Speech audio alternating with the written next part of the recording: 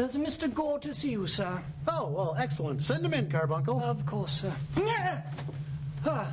May I present Mr. Gore? Uncle Ghoulie? Oh, dear.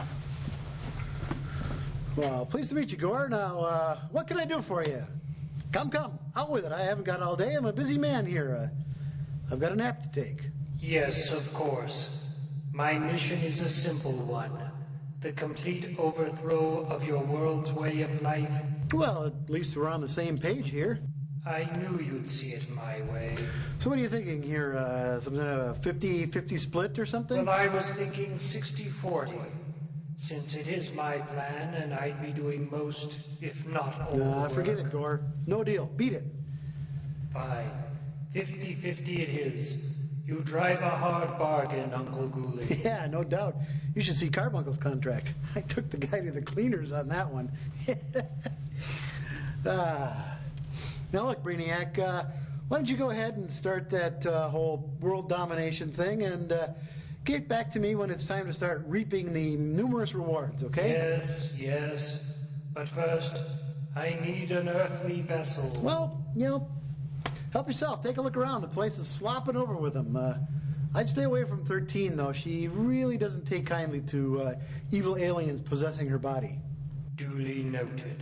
Now, when you start reaping all the rewards and stuff, if you need me, I'll be sleeping over there. So, know any good restaurants in town?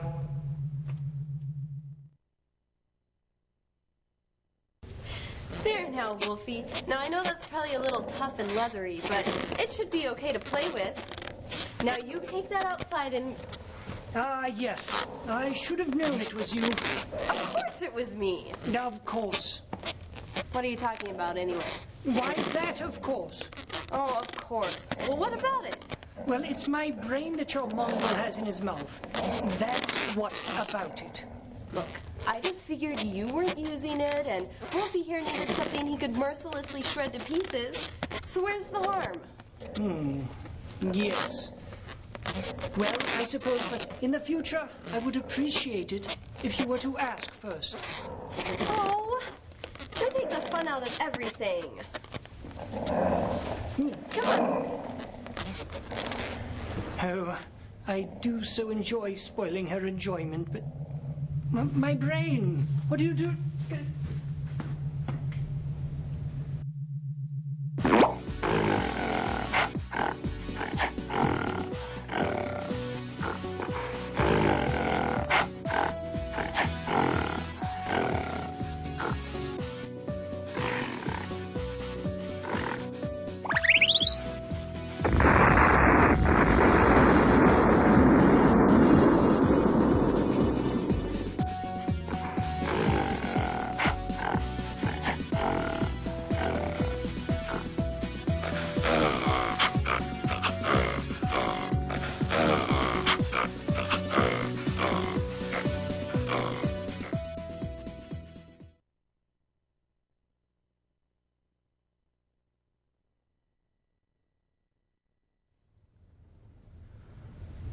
Oh, yeah.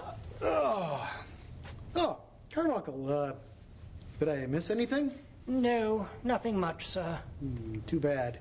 Yes, though it would appear that Master Gordon has become completely deranged and has developed some sort of ability to cause things to explode with his eyes.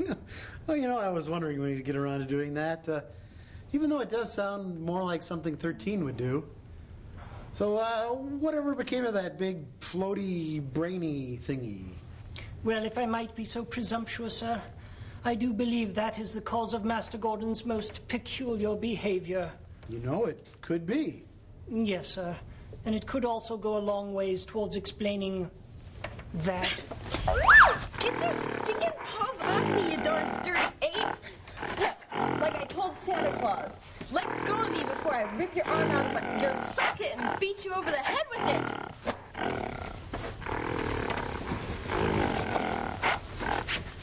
Oh, gotta hand it to that door. He's quite the ladies' man. Yes, sir. Okay, listen, Hairball. I appreciate the attention and all, and I'm not different circumstances, who knows, maybe things would have worked out. But look, if you don't get your grubby hands off me, so help me, I will rip you limb from limb. Well, they say that in springtime a young gorilla's fancy turns to thoughts of love, but this is ridiculous. Yeah, maybe we should go to the zoo and get a nice lady gorilla. Yeah, or at least get him a magazine.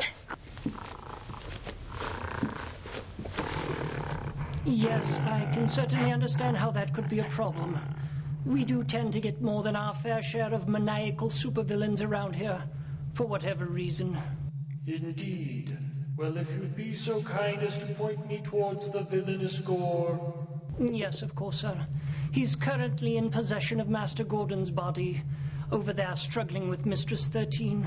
I see. Hubba, hubba.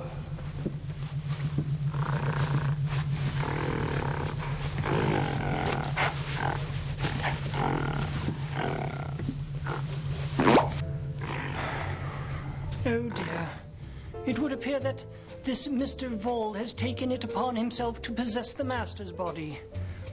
All I can say is, I'm glad that the worst things that have happened to me during the course of this somewhat peculiar episode are having a bowling ball dropped onto my head and my brains devoured by a werewolf. All in all, not a bad day. Ooh.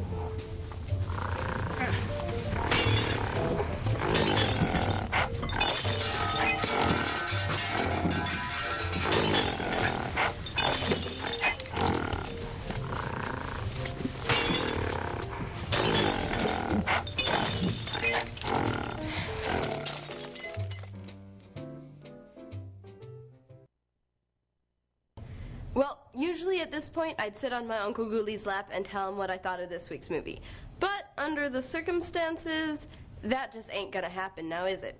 So what do you say we forgo all of that, as I'm sure that, like Uncle Ghoulie, you don't really care what I think of this week's movie. I certainly don't. So I guess that just leaves me to say, hey there, Fright fans. Thanks for joining us here at Horror Incorporated. I hope you know that you just wasted 2 hours of your life that you won't get back. So if you haven't got anything better to do, like watch paint dry or your hair grow, remember to tune in next time. Until then, I know where you live.